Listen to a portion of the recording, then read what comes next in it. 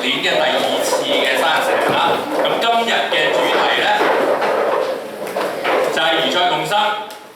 咁咧我就係生物室同埋科學室嘅 lab technician。咁我姓姚嘅，係啦。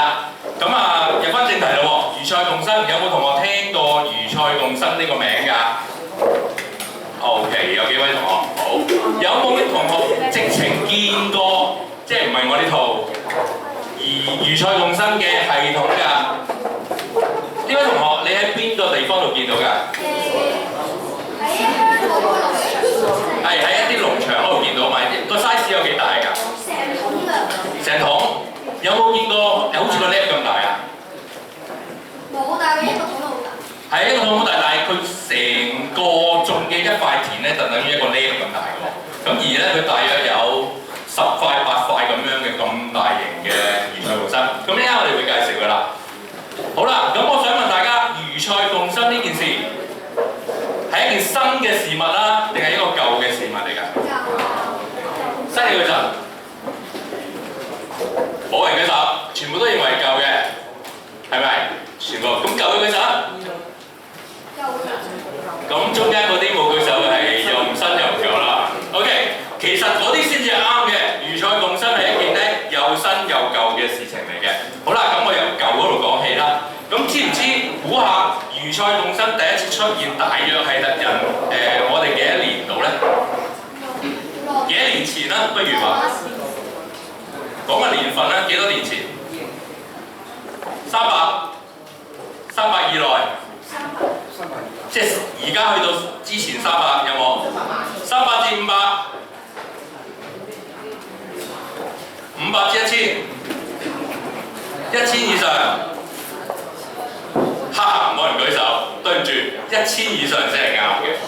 喺1000幾年之前咧已經出現㗎啦。咁喺墨西哥呢個地方出現嘅，咁一陣間我哋會介紹。不過咧，我哋講翻我哋自己先。你知唔知香港其實咧好耐以前咧都已經有魚菜共生㗎啦？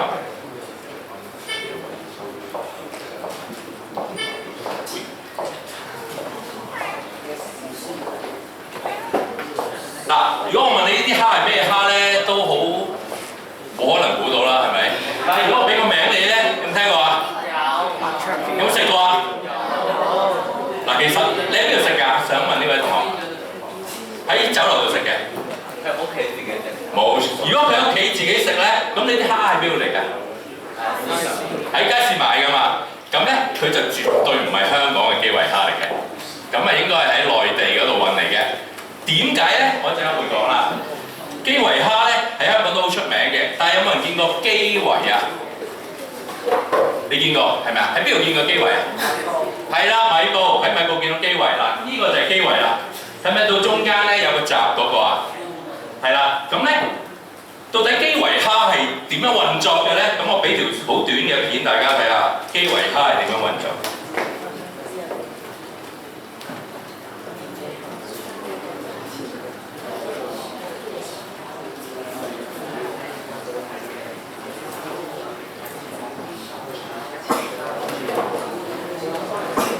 米埔保留傳統養殖基圍蝦技術，養殖基圍蝦係本港沿岸傳統之一。呢一項技術係40年代由大陸香港定居嘅移民傳入嚟嘅。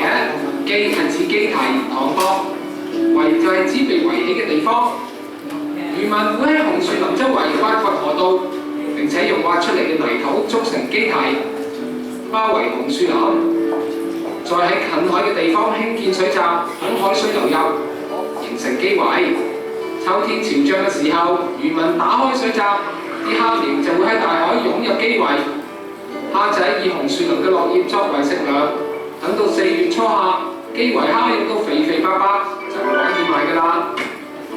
漁民會喺日落潮退嘅時候，喺水閘放置捕蝦網，放啲水出海，啲基圍蝦就一網打盡㗎啦。隨住工業發展，呢一個技術已經喺80年代式微，而家就只係剩翻米埔以保育為理由管理嘅24個基圍咋。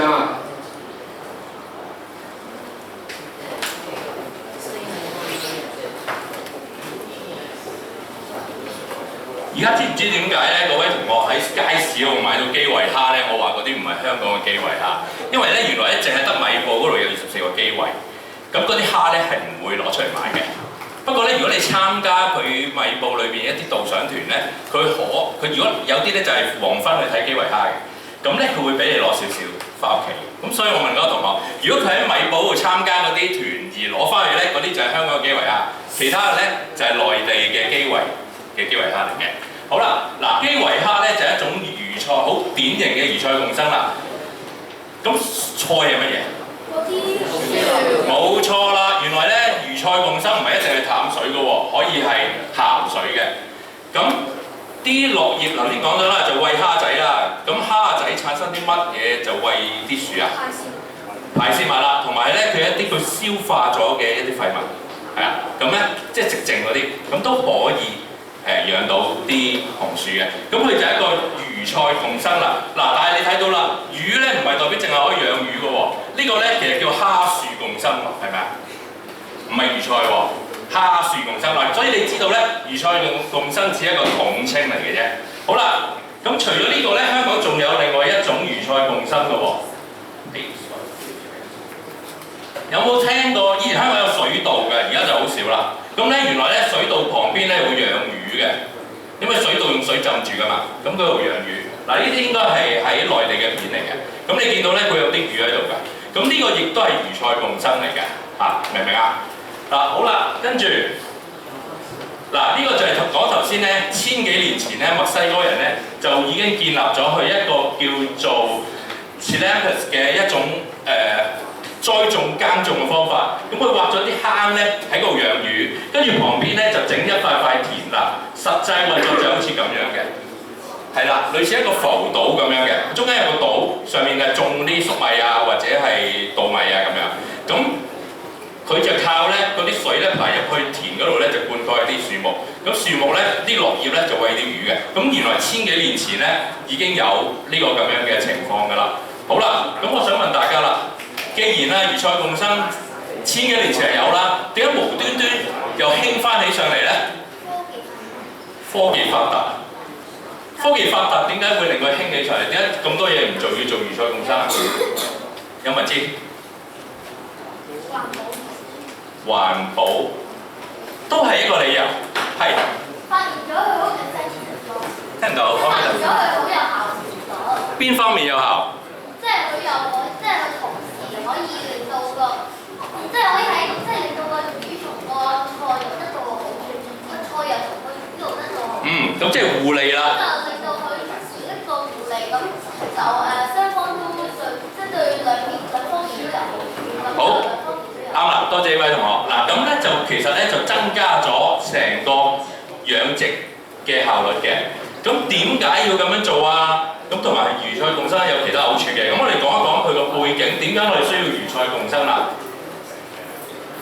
嗱，全球咧有大約3萬個城市，大細包埋。咁好似香港呢個 size 咧就有1100個，都幾多嘅喎。咁我想問下大家啦，你估咧食物可以自給自足嘅城市咧有幾多個咧？100個以內，唔係或者100個至10個。好，5個至10個，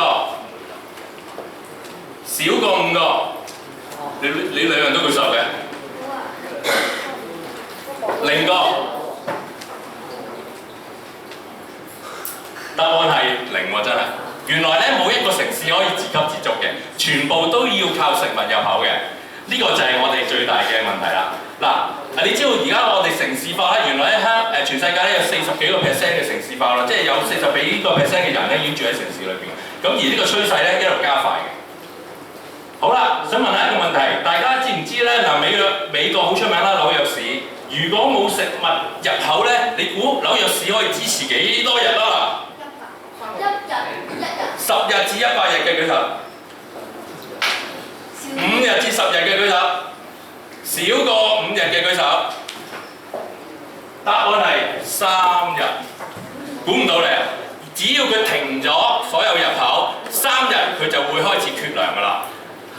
有水。而家唔係講缺水，而家講缺糧，係啦，明唔明啊？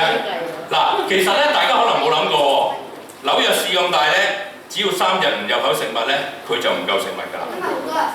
冇錯啦，同埋呢個儲存量咧，其實唔係想象中咁高。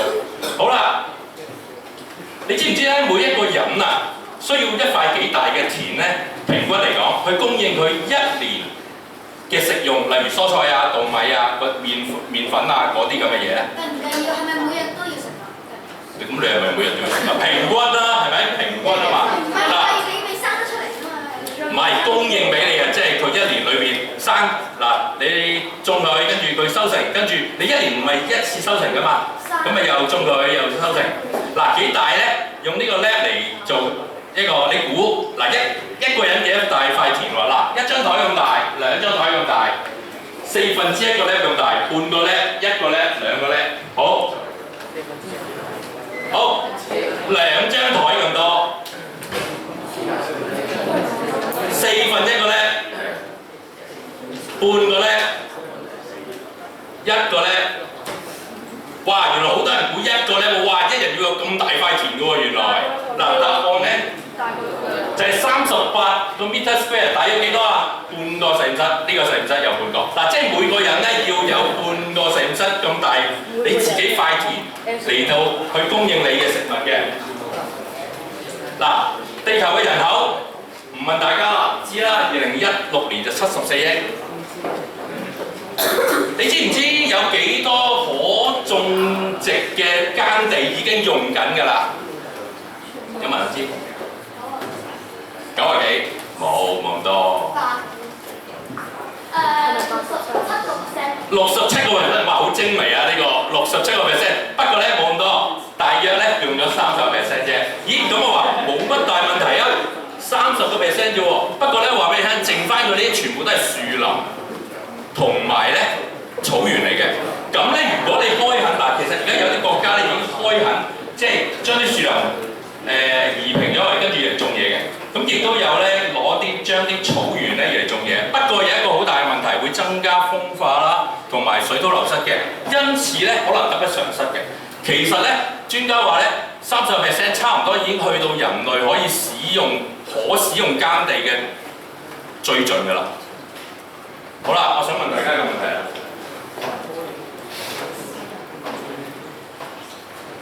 人口嘅趨勢係點啊？上喎，耕地咧因為佢嗰啲有啲農原來咧喺1960年到2000年呢40年裏邊咧，全世界耕地已經唔見咗30% 㗎咯喎，尤其是咧喺中國內地啦、亞洲嘅地方。咁我想問啦，呢個情況持續會點啊？嗱，人就越嚟越多，耕地就越嚟越少喎。嗱，到時咧，大家嘅最大嘅問題唔係乜嘢好食，乜嘢唔好食，係你有冇得食。買定先。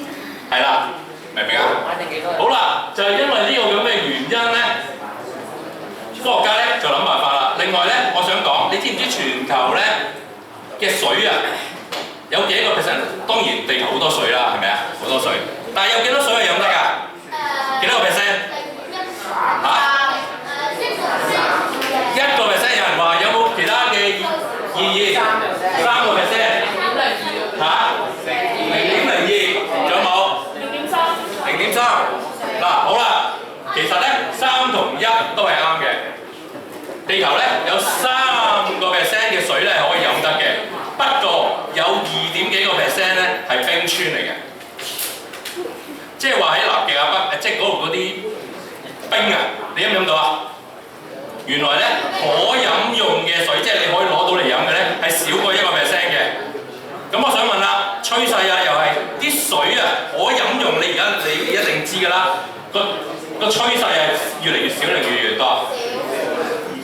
係啦，嗱，就係喺農地一路減少，水一路減少嘅情況之下咧，魚菜共生咧就再興起上嚟啦，係有佢嘅背景原因嘅。好啦，我哋講翻魚菜共生啦，正式嗱，好簡單啦，魚菜共生即係魚俾啲嘢啲菜食，菜又俾翻啲嘢食，啲魚食，係咪咁啊？最簡單就係咁啦，但係其實咧魚菜共生係相當之唔簡單嘅，因為其實咧而家有好多喺大學裏邊嘅研究咧，佢就係做呢樣嘢㗎啦。咁唔係想象中咧，就咁一個魚缸泵啲水上去，跟住啲水又落翻嚟俾啲魚咁樣咁簡單嘅。嗱，其實咧魚菜共生呢個字咧翻譯得唔係幾好嘅。其實咧好多時候咧，我哋都會叫佢做養耕共生，或者叫做魚耕共生。嗱，記住呢個魚咧同冇三點水嗰個係唔同嘅喎，嗰個係直接指魚，呢個咧魚蝦蟹龜都屬於佢嘅，明唔明啊？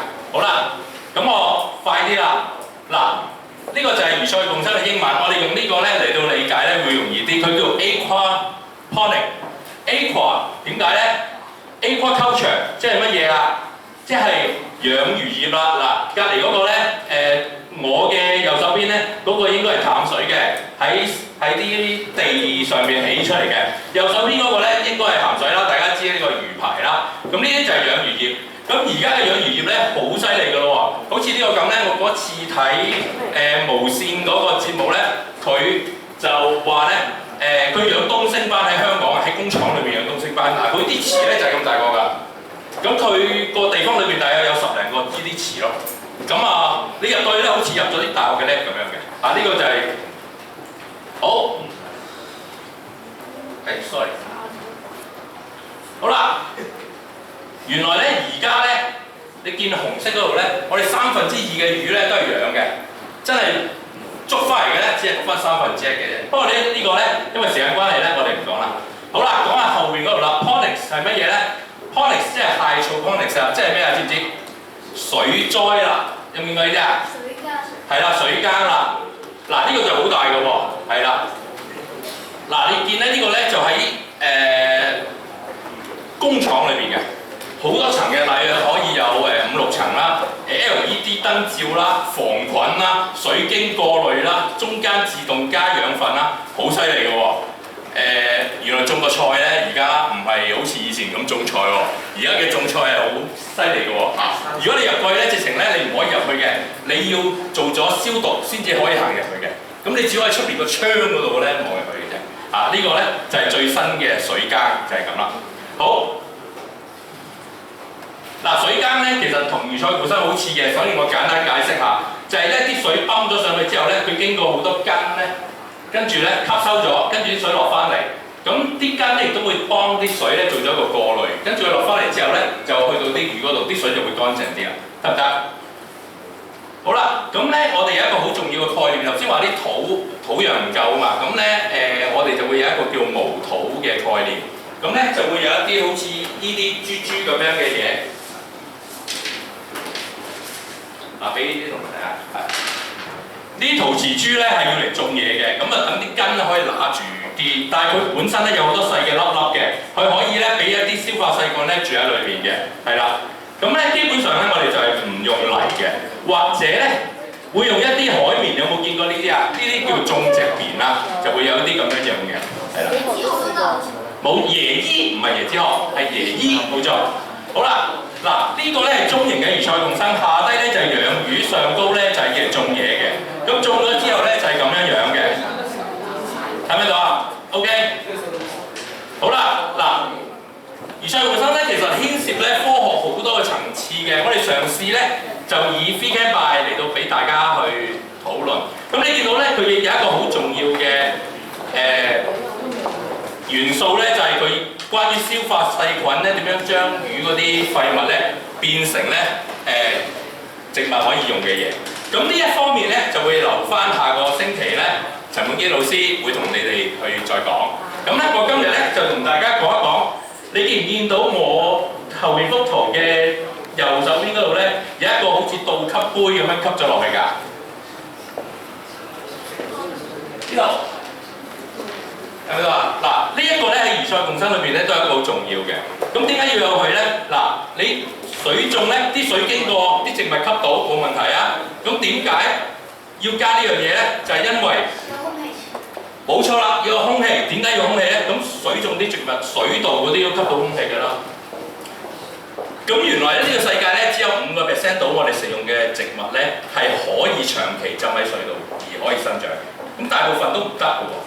咁變咗，如果咁樣嘅話，魚菜共生咧，咪唔可以種例如我哋嗰啲蘿蔔啊，或或者其他粟米啊咁嗰啲嘢咯。咁咧佢就需要咧有一個叫做潮汐漲退嘅情況，好似你頭先望到嗰啲水咁，嗰啲水位咧要時高時低，時高時低。當佢低嘅時候咧，咁變咗啲豬仔嘅周圍咧就冇水浸住，啲植物咧就喺嗰個時候咧可以吸氧氣。跟住慢慢咧，啲水又浸翻啲植物，啲植物咧又可以咧吸水啦。咁咧喺呢個咁嘅循環裏邊咧，變咗唔能夠喺淨係浸喺水度嗰啲植物咧，都能夠喺魚菜共生嘅情況之下運作。嗱，咁但係有一個問題啦，就係點樣做到呢個潮汐漲退咧？咁我哋咧就會有一個概念咧，就係叫虹吸啦。咁我相信大家好多人有邊個知虹吸㗎？嗱，因為今日冇時間咧詳細講虹吸啦。咁咧，但係咧，我想俾大家咧睇一種咧，就係魚菜共生非常之廣泛使用嘅虹吸系統。咁咧，大家成日都見到嗰種虹吸系統咧，就好似一個倒轉嘅 U 型咁啦，或者我哋廁所嗰種虹吸系統啦。咁但係咧，呢兩種咧都有個問題嘅，就係因為佢裏邊有啲曲位。咁咧，如果你喺一啲商業用嘅時候咧，當長期用咗咧，佢就會塞㗎啦嗰啲曲位。咁變咗咧，佢哋就發展出一種咧叫 bell-shaped siphon 啦。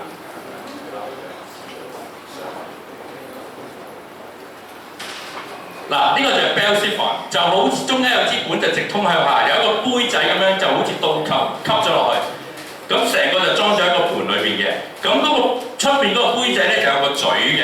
嗱，當水入去嘅時候咧，佢就會喺個杯仔度流入去裏邊啦。咁一路多啲，咁佢裏邊都有，但係咧一路唔去到最高嗰度咧，啲水係咪都入唔到中間支管啊？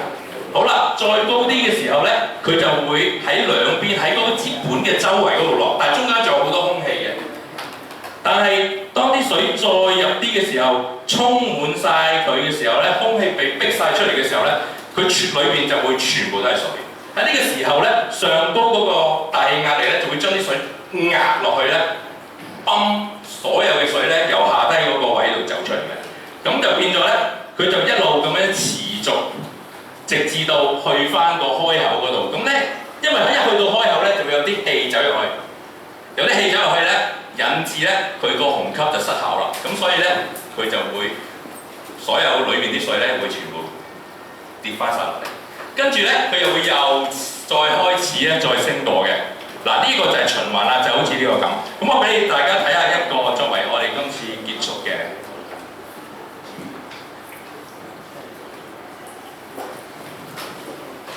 嗱，睇下實際運作係點樣。